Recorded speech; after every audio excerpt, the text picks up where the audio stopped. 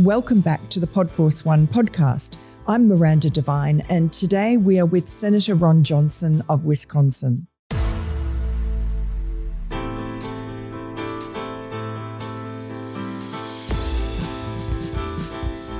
Senator Ron Johnson, thank you so much for joining Podforce One. Welcome to Washington, D.C., this alternate universe. Yes, it is, isn't it? The swamp. It is. I have admired you for a long time, and I first got to know your work early on with the Hunter Biden investigation that you did. And I think if I hadn't read your report and marveled at how it had been ignored and kind of downplayed by the New York Times, et cetera, and, you know, I was kind of only been here a year and I couldn't understand why such a bombshell story about the family of one of the candidates could be ignored.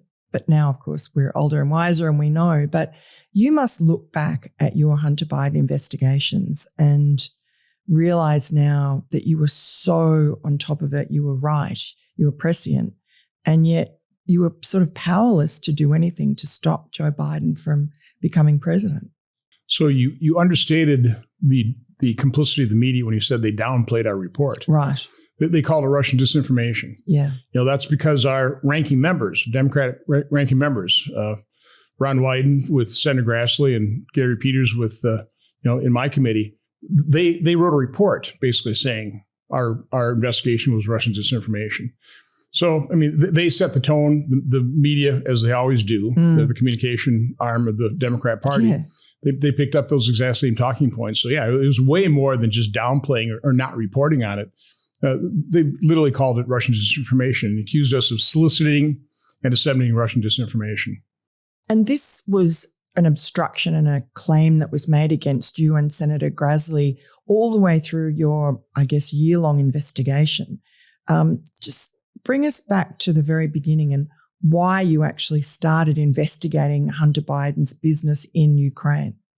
I didn't come to the Senate to investigate. I came here because, well, I knew Obamacare wouldn't work, and right. It's not. I mean, that's the reason premiums are skyrocketing, because of the faulty design of Obamacare, but also because we were mortgaging our children's future.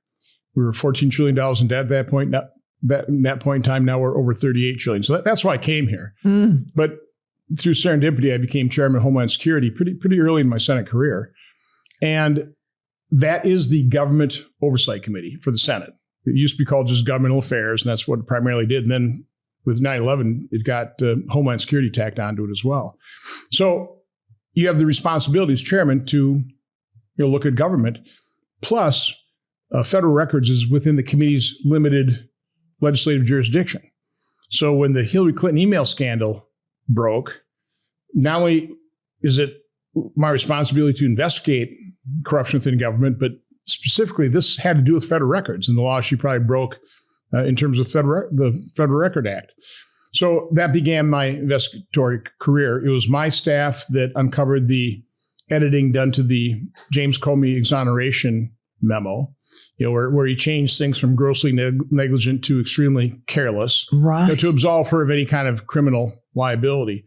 But then that exact same cast of characters, it's very interesting. I was telling you earlier, I picture in my head the Charlie Brown Christmas special where all the characters go around, the one beautifully decorated tree and, take all those ornaments over to something else. And the same cast of characters within the FBI did the same thing. They went from exonerating Hillary Clinton to the Russian collusion hoax, the Mueller investigation. I mean, it flowed all the way through. And people like Brennan and Clapper, were involved in that as well. Big Pharma blames everyone but themselves for high prescription drug prices. The truth? Pharmaceutical companies control drug prices and keep raising them, even as Americans struggle to afford the medications they need. This year alone, they've raised prices on almost 700 drugs. Don't be fooled. Big Pharma looks out for themselves while you pay the price. Learn more at pharmareformalliance.com, paid for by Pharmaceutical Reform Alliance, Inc. Ever read the label on a typical bag of chips? It's often a science experiment of seed oils, MSG, artificial dyes, and mystery ingredients. But Massa is part of the growing movement to bring back real food. Massa's chips contain just 3 ingredients: organic corn, sea salt, and 100% grass-fed beef tallow. Not only do these chips avoid the bad stuff, they also taste incredible too. Personally, my favorite is Cobanero. If you love Massa, then you'll love Vandy Crisps. Vandy is Massa's sister company and makes the most delicious 3-ingredient potato chips. I like the Smokehouse Barbecue.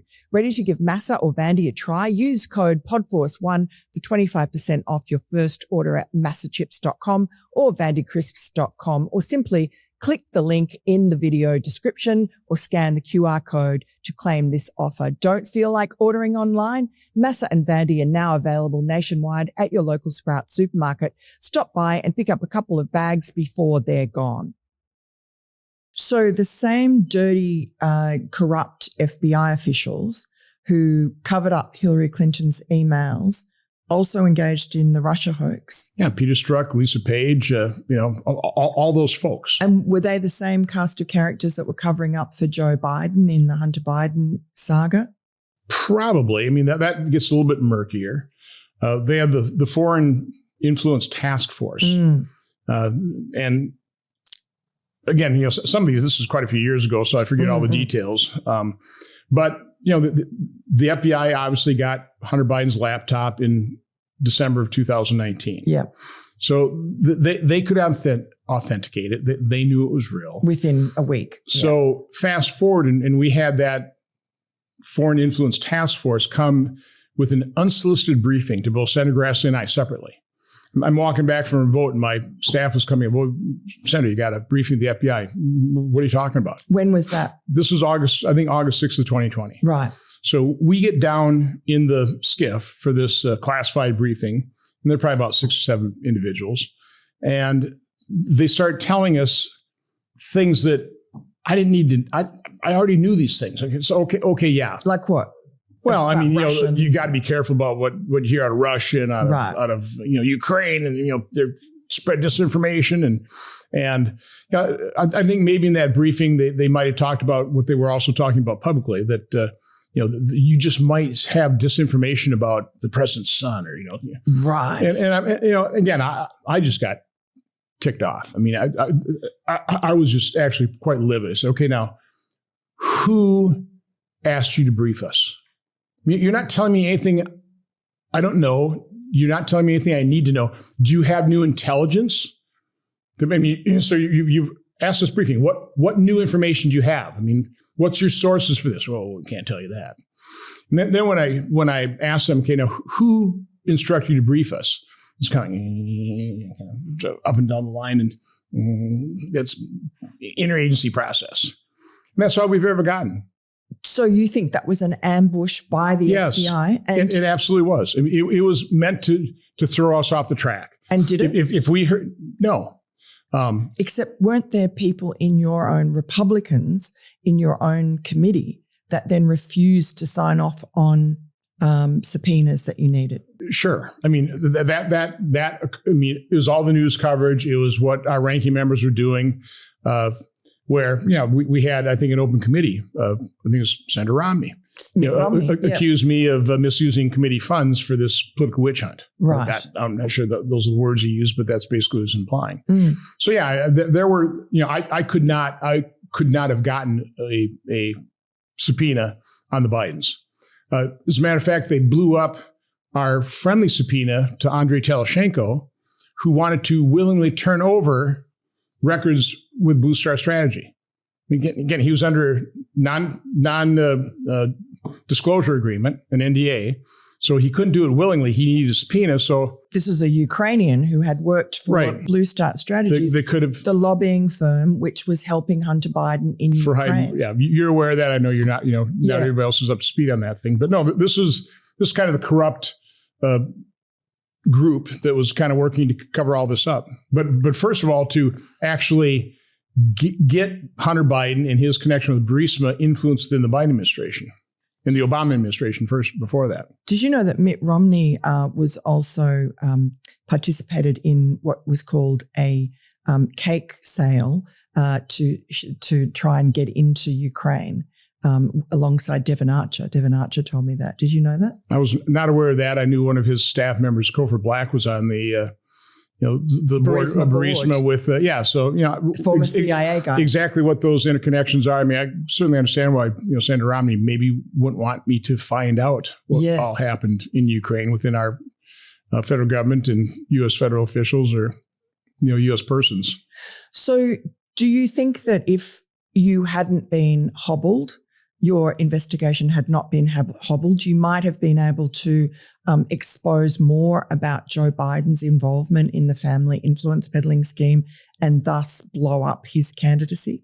Again, my purpose really wasn't that political. It was just uncovering the truth. When I see all kinds of suspicious activity, it just triggers something in me that I want to uncover it. And I think the public certainly had a right to know when they're potentially looking at voting for somebody like Joe Biden, who I felt was a thoroughly corrupt individual. So it obviously wasn't helpful. All the interference, all the news stories accusing us of soliciting, disseminating Russian disinformation, but it made us all that more careful. Right. Careful to the point when, shortly before we issued our report, we were offered Hunter Biden's computer.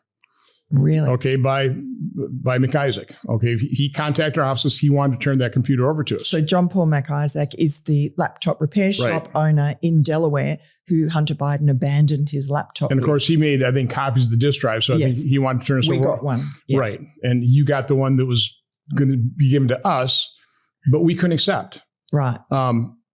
It did sound like a suspicious story. I mean, it was something you had to be careful of. You had to properly vet it. You had to do your due diligence on it. So, we thought could have been stolen property. I had no idea. So, we had to, kind of follow, our rules of integrity.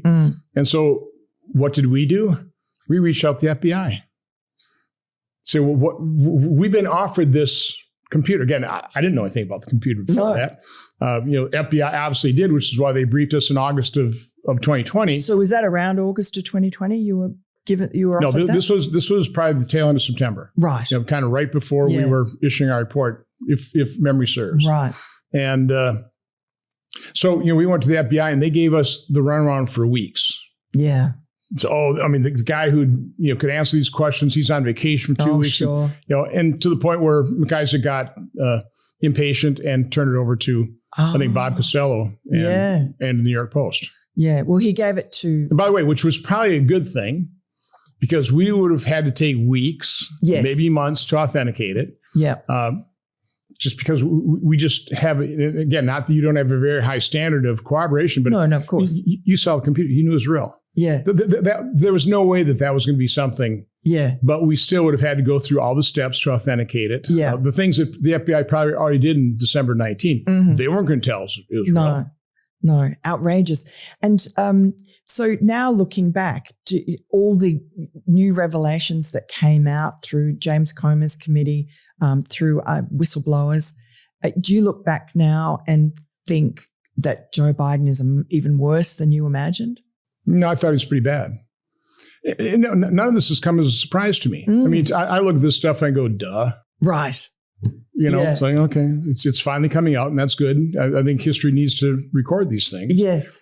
But it shocks us. It should shock us, but it doesn't surprise me. None of this surprises me. I mean, the fact that they rounded up phone records, including mine from 8 U.S. senators and a House member. It should shock every American. I mean, the violation of the separation of powers, but it doesn't surprise me. Yeah, let's talk about that. So we now know that the FBI, Senator Grassley found this out, the FBI was spying on you and 7 of your Senate colleagues and also a House GOP member. Well, spying may be a little strong. I mean, what they did is they in some way, shape, or form, they say they did it all above, all legally above board. They were able to obtain our phone records from January 4th through January 7th, 2021. That's still spying. Well, whatever you want to call it. Yeah. Okay. But, certainly they were snatching up those records to do what with them? I still don't know. I don't know. Jack Smith. I don't know what the predicate is. They sent us Jack Smith's attorney sent a letter to Senator Grassley, which I've obviously seen, which they lay out. This is the reason they're talking about some of the individuals. Apparently, the president talked to him on January 6th, or whatever. And so that's the rationale they're giving Senator Grassley for that. I still don't. I can certainly assume that the reason they would try and snatch up my records is because we had somebody contact me about turning over some records to Vice President Biden, and mine in January 6th knew all about it. They got. What do you mean? So. We were, the alternate slate of electors. Yeah. And that was somebody from Congressman Mike Kelly's office contacted, my chief of staff to give them these alternate slate of electors. But I had been called by by President Trump's attorney in Wisconsin, Judge Troupas. Can you get something to the president, to the vice president? So let me check. Literally, our office's involvement was 70 minutes long, a few text messages. So Vice President Pence. Pence, yeah. Pence, not Biden. Oh, I'm sorry. Yeah. No, to Vice President Pence on January 6th. Right. So again, all this was thoroughly vetted by the I would say corrupt January 6th committee in the House. They had all these records. I mean, there was nothing else to learn. Now, I did absolutely nothing wrong. My involvement lasted a couple of seconds, literally seconds, with a few text messages and asking my chief of staff to check into it. So they all knew about that. So I suppose that'd be the predicate for trying to snatch up my phone records. But what they did with them, we don't know. I mean, what kind of daisy chain investigation resulted from, that metadata from 9 members of Congress? It's pretty outrageous if you're talking about politicization of the FBI. Well, it's one of the minor outrageous acts they've done. The worst is what they did with the whole Russian collusion. Yes. The fact that was Steele dossier was a dirty trick by the Hillary Clinton campaign. They all knew it. Obama knew it. Biden knew it. Brennan knew it. Clapton. They all knew it. And yet they spun that Steele dossier into giving a briefing to Trump so they could leak to the media, included in the intelligence assessment. Set up the Mueller investigation, which lasted, a couple of years and cost $30-40 million. Again, this is all about foreign influence on the U.S. political system, right? I mean, Russia and China could only dream of having a fraction of the impact on our electoral process and interfering in our election than what destruction than what Obama, Biden, Brennan, Clapper, Comey, McCabe, Strzok. These people have done more damage to our body politic here, and it continues. And do you think anything will come of it? Do you think that we are going to be able to bring them to account for what they did? And I'm not a prosecutor, so I don't know exactly what crimes could be assessed to these individuals. But I don't think there's any penalty that would even come close to rising to, make compensation for the incalculable damage they've done to our democracy. I mean, these people are definitely criminals. They are bad people, and they have, again, our country is still in political turmoil. Yeah. And China and, Russia as well, the Russia-Ukraine war. I often wonder about what kind of an impact the Russia hoax had on the sort of bad relations between Russia and the United States. Oh, I have a pretty good feeling. Yeah. I was the only member of Congress who went to Zelensky's inauguration. Right. And I came back, and the delegation that went with me, they wanted to have a meeting with President Trump. And the main thing we wanted to do was try and convince President Trump to meet with President Zelensky. Again, President Trump's got a great sense of humor. I mean, here's a former comedian. Yeah. I on a personal basis, liked President Zelensky. And so, my point, and I'm the only guy in that meeting that didn't work for President Trump. So I was willing to push back when he was just talking about how corrupt Ukraine is. And I just trying to encourage him, just meet with President Zelensky. Just meet with him. You will hit it off.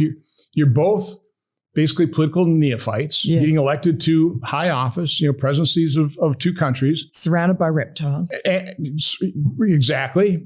People trying to undermine your administration from the get-go. You have a lot in common. Yeah. He didn't take me up on that. And the result was his impeachment. Right. Quite honestly. These things have real world consequences.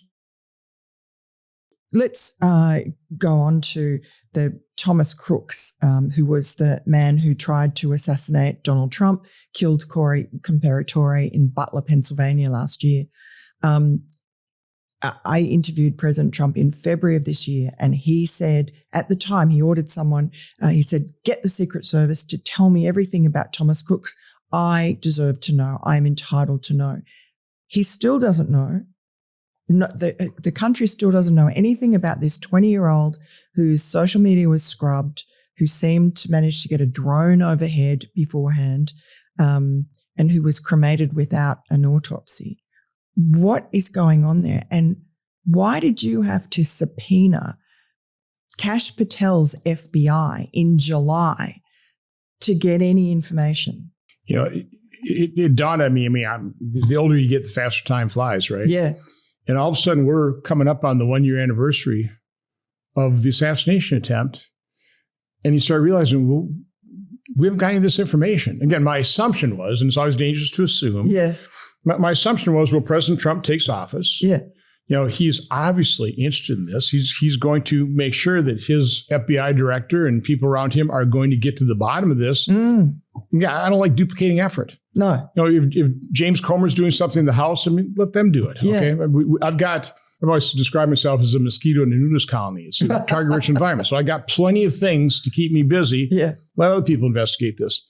But all of a sudden I realized, I mean, here we are a year later.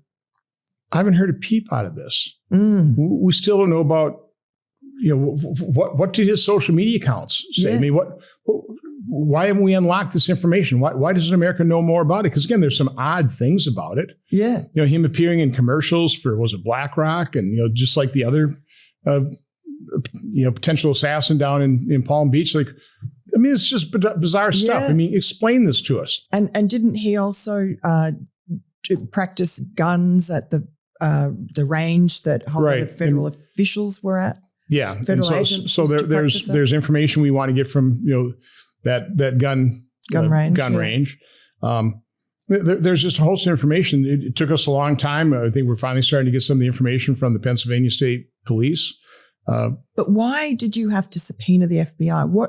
Kash Patel doesn't seem like he's really on top of things, or has he been captured by the deep state? I think views more, again, my subpoenas to this administration are friendly subpoenas, just kind of prompt action. Part of the problem, I'm highly sympathetic with this, whether it's Bobby Kennedy and HHS or Pam Bondi or Kash Patel. I mean, it is a deep state. It's a pervasive deep state. It's a really deep, deep state, okay? And it's populated primarily by partisan leftists. So President Trump comes into office, you know, the partisan actors at the top, they leave, okay? Even the ones that didn't have to leave, the political point, I mean, the ones at the top of the organization, they're not going to serve Trump administration, so they voluntarily quit. You know, some of those partisans were fired, but others burrow in. So there's a pretty big void in a lot of these agencies in terms of loyal personnel and trying to hire people. I mean, I mentioned Judge Troupas. So here's a person of incredible integrity, probably the absolute best attorney Trump could have got in terms of election law. Does something that Kennedy did. He makes sure that he has an alternate slate of electors so that what happened to Al Gore doesn't happen. If he's successful in his court case, well, there's no alternate slate of electors. You don't have a leg to stand on. So you learn from Kennedy, you learn from Gore's experience, you have to have an alternate slate of electors. So Judge Troupas, Wisconsin Attorney General Office, issued an opinion when I think the Wisconsin Election Commission said, was this proper? Said, yeah, there's nothing wrong with issuing an alternate slate of electors. It was a proper legal procedure. And yet, a couple of years after that, now Josh Kaul, Wisconsin Attorney General, the same office, the Attorney General, is trying to imprison this honorable man for life. Wow. I mean, I think he's already racked up probably about $1 million in legal fees. That he'll never get back. It's the process that's yes. the punishment. Well, you know, there are funds. You know, Trump's talking about in his own case. There's a fund when you are wrongly persecuted by federal prosecutors in particular. And again, we're trying to get information of all the communication between Josh Kaul and the FBI, Department of Justice under Biden. Haven't got that either. I don't think it's willing obstruction. I think it's just they're overwhelmed. But they're trying to catch criminals now. We're trying to clean up the enormous mess left over by the open border. So I mean, there's so many enormous messes that Trump and his department heads are trying to clean up. Some of these are just lower, maybe a high priority to me or you, but they've got kind of bigger fish to fry. But I mean, you would think that congressional requests, I mean, I'm hearing also from other officers that they're getting back information from the FBI that's so heavily redacted, it's useless. So, I mean, that's just the same old FBI. Nothing's changed. Again, so you don't necessarily bring in your people that do those redactions. That's kind of the career staff that does that. So they're playing the same old games. They're so slow walking. No difference. Same thing. Bobby Kennedy went to HHS. Radical transparency. It took him months to kind of break that logjam. Then finally, we got about a dump of about 8.1 million pages, which takes us a while. I'd much rather have them go through the 8.1 pages and be able to detail exactly what we were looking for, rather than have us do that. But we're having to do that sorting ourselves now. So have you got anything on crooks? No. Still we are hoping. We're hoping the telecommunication companies, work with us. But no, we haven't really uncovered things. Right. So why is that? There are so many theories about Thomas Crooks. 20 years old. Did he act alone? I can't answer that question. Right. It's shocking that you can't answer that question. Sorry. No, but it's shocking that we don't know. 18 months later. No, very early on, and I think this was a news outlet, might have been New York Post. It did a geo positioning search on Crooks's phone, and kind of like that family circus deals, all over the place. The FBI headquarters. It's like, yes, what's pulling off here? Yeah. My staff kind of cautions me about talking about that because we're not quite sure of the validity of that as well. But again, those are the kinds of questions. Yes. That deserve answers. It's those kind of questions that go unanswered that just feed into conspiracy theories. Okay, that's right. Well, while we're on that topic, the World Trade Center, the Tower 7, you've talked about it, and I know you're trying to investigate it. There's so many odd things about that building, the fact that it fell down at all. What have you learned from that, and what can you tell us about the mystery? So I wanted to say this right away because you were giving me all this credit for providing information that you could use. We rely on investigatory reporters like yourself and John Solomon. First of all, you get whistleblowers that have confidence that their identity is not going to be blown, right? Yeah. We're very good in my office, but not every office in Congress is. No. And so people are highly reluctant to come forward to a congressional office and provide information because they think their anonymity will be broken. So again, you've done fabulous work when it comes to these things. When it comes to 9/11, I got involved in that because Richard Blumenthal, as chairman of PSI in the last Congress, you wanted to do an investigation of the deal that PGA Tour is doing with Live Golf and Saudi Arabia PIF. Yeah. Which I think that's private parties. That's we shouldn't even be putting our nose under that tent. He's just looking for dirt on Trump. But because of that, all the 9/11 families came to me saying, "Hey, listen, look at this heavily redacted report from the FBI in terms of what we knew about Saudi involvement. Can you get this unredacted?" So that began my involvement. Again, I'm from Oshkosh, Wisconsin. Right. Obviously saw 9/11, knew it changed the world, but again, I didn't know anybody in the towers. It wasn't down the street from me and something. So I bought the narrative, hook, line, and sinker. Yeah. All of a sudden, you have people starting to feed you information. And right now, I'm in a position where we're gathering information. And, to your audience, if you got information, we'll look at it. Okay, we're going to take it all with a grain of salt. Yeah. Okay. Actually, my staff's primary goal is get the information, debunk it. Right. Literally. It's like poke holes in it. Yeah. That's what we do. Because I don't want to be talking about anything that waste time. Okay. Yeah. But there are so many legitimate questions here that I don't mind asking. Like what? And it starts with Building 7. Yeah. I had never heard of it. First of all, we're describing why is it so difficult to talk about these things? Why are these legitimate questions just quashed, you know. Why? And well, it's because there's something there. Okay, there's something that has not been explained. But we're also getting creamed in the comment sections. Like, how could you guys not know about this? Right. Again, I wasn't a 9/11. Truther. Yeah. But it's because it's been suppressed. Yes. And that in and of itself is suspicious. It is. I mean, like most of America had never heard of World Trade Center 7. No. We know the Twin Towers, but you mean another 40-foot tall building collapsed? And a BBC reporter's on the air talking about how it collapsed, but it's still standing over her left shoulder. And you look at the video of it, and you got, have kind of one view. It sure looks like a controlled demolition. You've got somebody expert in controlled demolition saying, interviewed years later going, well, it's controlled demolition, right? No, that building collapsed on September 11th. So again, there are so many unanswered questions. And people heard explosions, didn't they? Oh, yeah. I mean, that was Graham McQueen.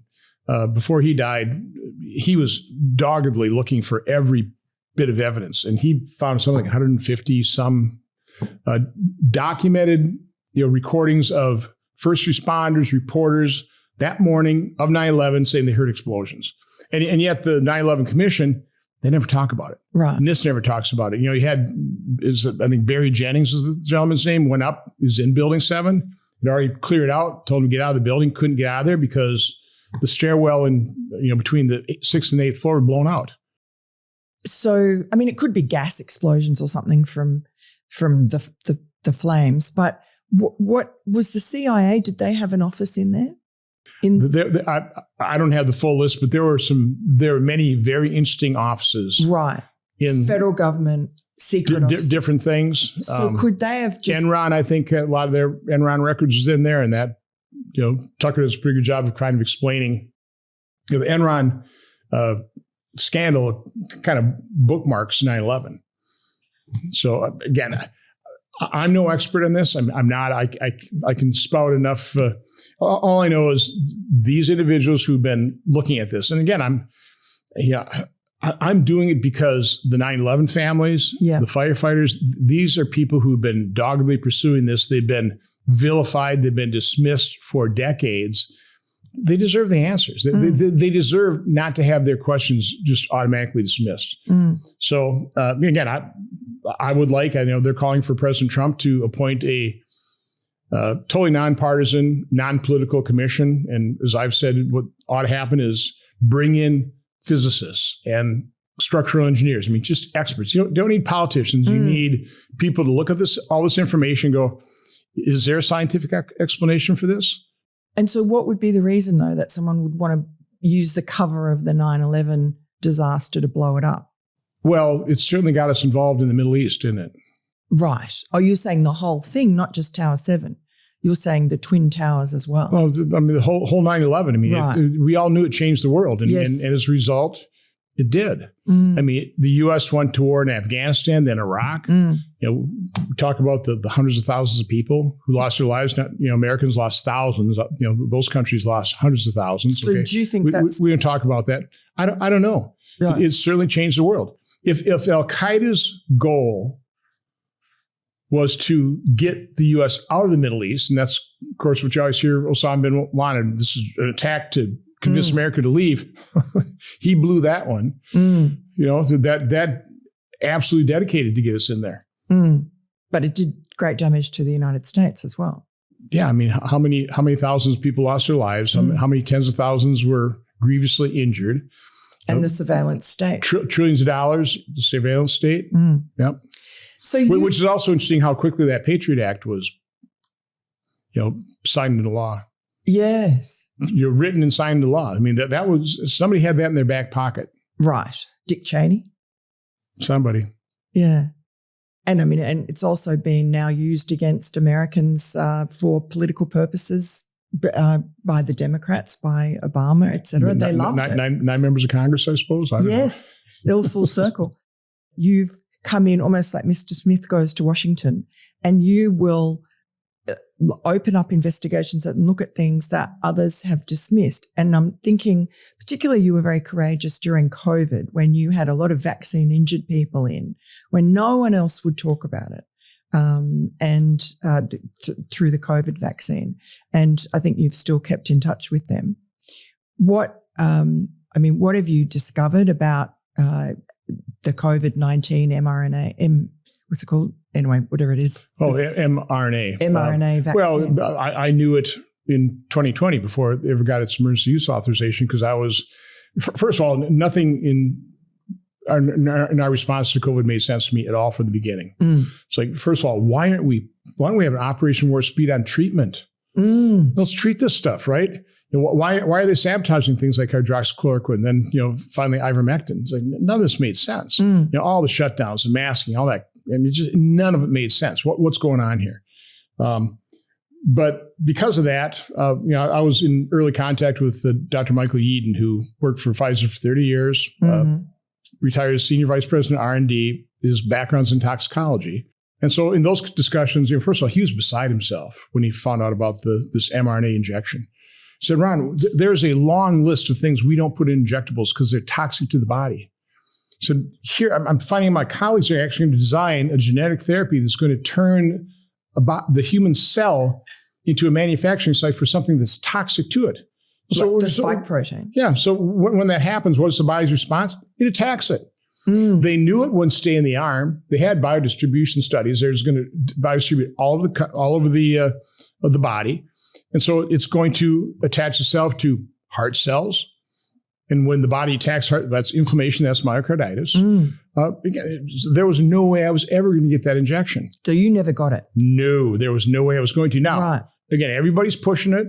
I'm not a doctor. I'm not a medical researcher. Maybe Michael Yeadon's wrong. So I was just very carefully monitoring, for example, VAERS reports. And so very early on, I'm already seeing thousands of deaths. And that's self-reporting to the government when you've had a vaccine injury. Right. And it vastly underreports vaccine injuries because it's a pain. Doctors ignore it. Yeah. So there's one study, maybe 1%.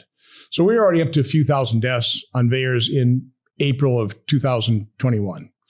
And at that time, 46% of those deaths were occurring on the day of vaccination or within 1 or 2 days. I know VAERS doesn't prove causation, but man, that's correlation you got to look into. Yeah. So I asked Francis Collins in a meeting with some other senators, are you watching VAERS? I mean, does this concern you? I mean, I'm spotting those statistics. And he goes, Senator, we've identified 6 deaths associated with the J&J vaccine. That's it.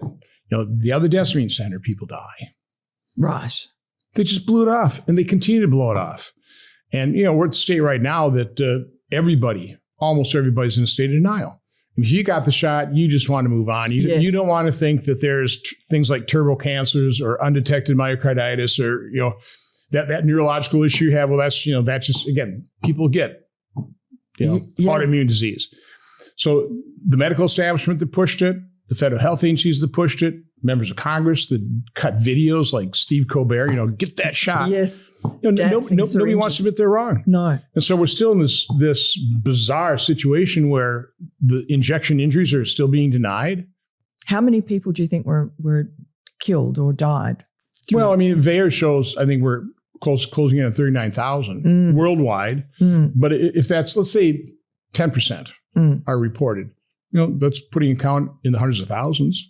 We know there are millions of adverse events, but again, all this is just being denied and covered up. And you've got to. And it wasn't a real vaccine. So. It's gene therapy. A vaccine is either attenuated virus or killed virus that, by the way, which don't work very well, which is why they had to put something called adjuvants, the aluminum, the mercury, to excite your immune system, to get it to activate to recognize the attenuated or killed virus, right?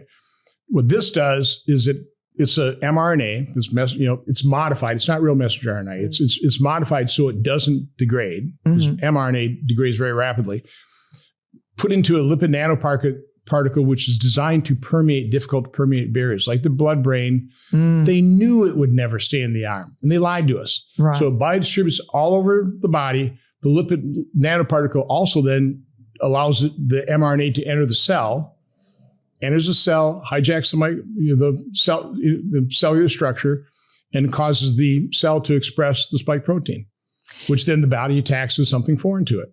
And is the Dr. Frankenstein here, is that Francis Collins, head of NIH, or is it his understudy, Anthony Fauci? I think they're all, criminally liable on this, but it's, I would say it's primarily Fauci. He had with people like, henchmen like Rick Bright and Tom Shimamukuro and all these people who covered it up. But there was a panel at the Milken Institute, I think October 2019, where he had Rick Bright and Anthony Fauci, and they're bemoaning the fact that we don't have a universal vaccination campaign. Right. I mean, again, vaccines have become a religion. Okay, right. I understand the appeal, but it's become like religious zeal of pushing vaccines. So they wanted a universal vaccination program. Flu season just wasn't cutting it. People, first of all, the flu vaccine doesn't work that well. Right. Okay, so they finally said it's probably going to take a pandemic. Well, by God, they got their pandemic about 3 months later, and they were just almost a maniacal pursuit of first of all, remdesivir is the treatment, which got removed from a Ebola trial because it was killing off the subjects faster than just Ebola. Nurses refer to remdesivir as run, death is near. Right. Because it knocks out the kid. This is still being, the WHO recommends against its use. Which is run by the Chinese. And we're still using it. Yeah.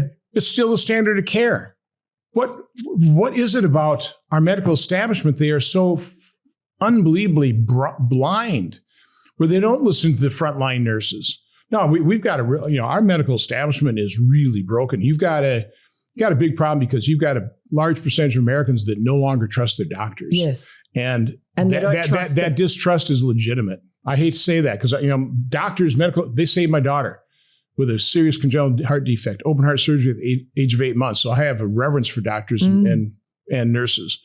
But man, what they did during COVID, what they continue to do is just inexcusable. And why is that? Is that because the medical schools have taught a whole cohort of woke doctors? Because anybody that questions the dogma, the orthodoxy, they destroy. I mean, they utterly destroy. I mean, Semmelweis, a very famous instance back in the 1800s. This guy, I think he was an OBGYN, but he's kind of noticing his other OBGYNs coming in from performing autopsies in the morgue, going right to deliver a baby and having a reasonably high level of infant mortality. So he just kind of innocently says, well, maybe you ought to wash your hands first. They destroyed him. He ended up dying in an insane asylum, okay? Yes.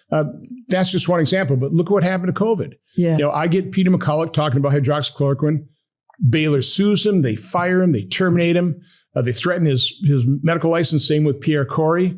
Same with Dr. Bowden in Texas. So it's your fault. So, yeah. I feel guilty about it. I do. It's unfortunate, but it doesn't take many. No. If you're a dictator, just hang a couple people that go out of line and pretty well the population falls into line. And that's what's happened. I think, again, it's hard to blame them when they see what happens to the ones that have the courage to speak out. Yes.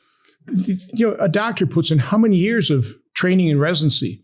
And then how many years of experience? I mean, they do it because they want to heal people. They want to help people. They don't want that destroyed. They don't want to be. It's like the FBI whistleblowers too. I mean, they were hung out to dry and destroyed in a way. Yep. And that shut up everyone else. That keeps people pretty much in line. Yeah. Yeah. And again, congressional investigators, we need whistleblowers.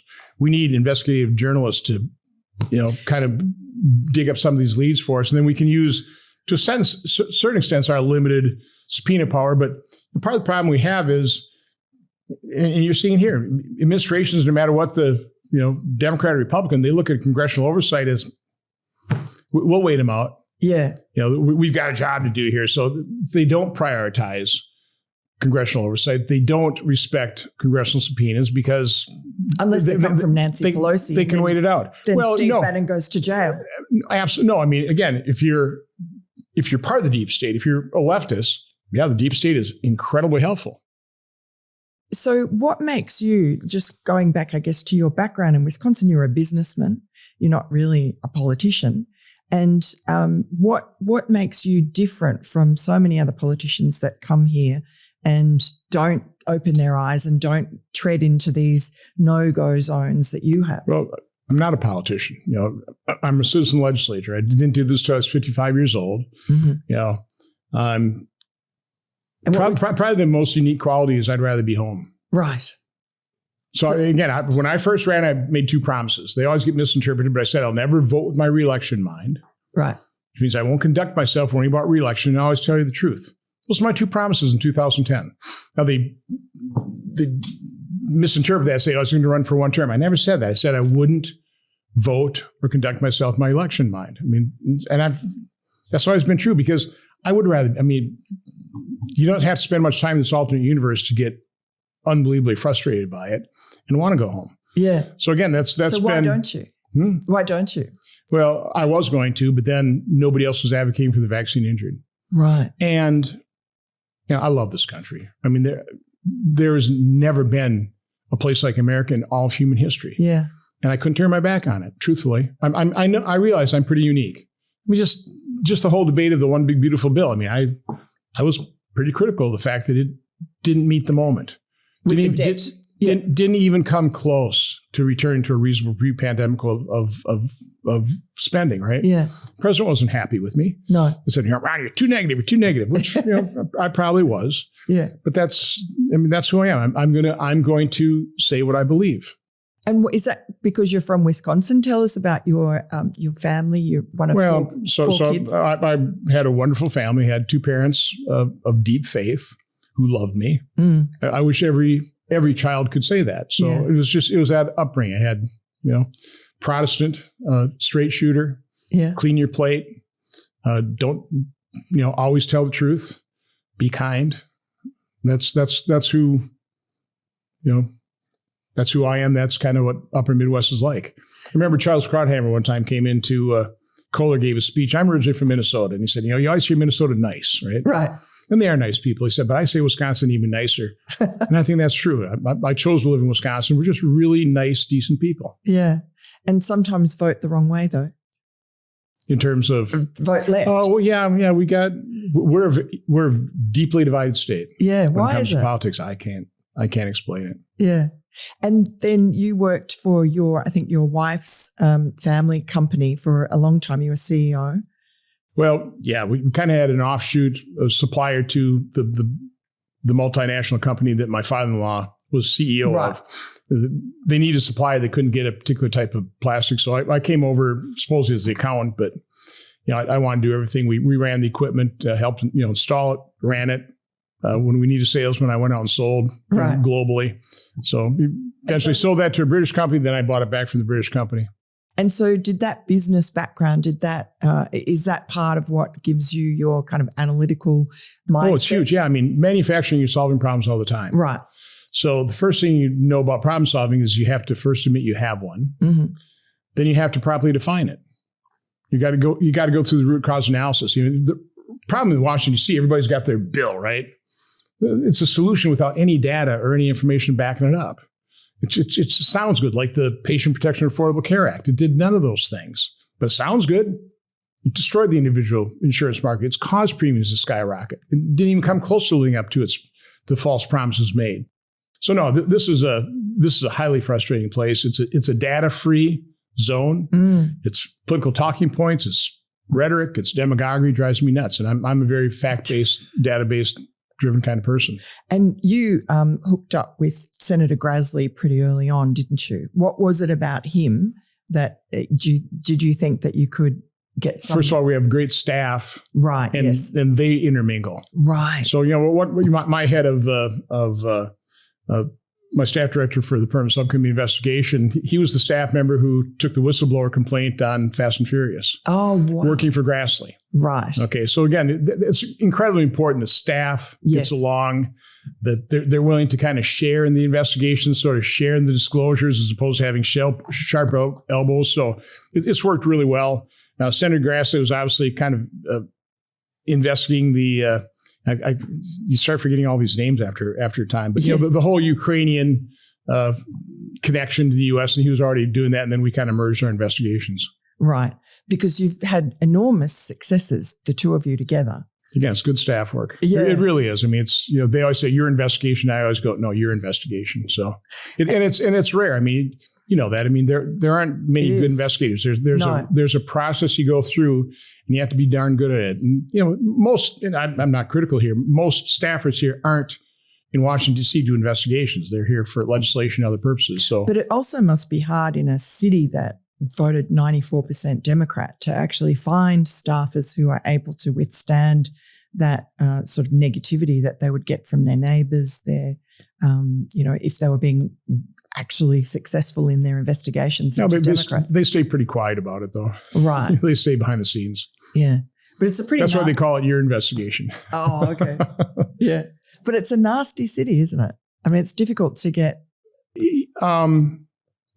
It's a frustrating city. I wouldn't call it nasty. I mean, I think it's a real misconception, like that we fight like cats and dogs between Democrats, and it's a very collegial place. Right. It is. I mean, we get along. I mean, there are friendships between Democrats and Republicans, that type of thing. You know, when it comes down to some of the bare knuckle politics, it can get kind of nasty on the airways and stuff. But there's not. Again, it's a pretty collegial atmosphere here. Yeah. Thank you very much for your time. Well, thanks for coming. Really nice seeing you here in this alternate universe. Thanks. Thanks for joining Podforce One. I'm Miranda Devine, and you're not going to want to miss next week. Please leave a comment below. And to our listeners, please like and subscribe. To our viewers, I love reading your input and would love to know what you think of this interview. Please leave a comment below.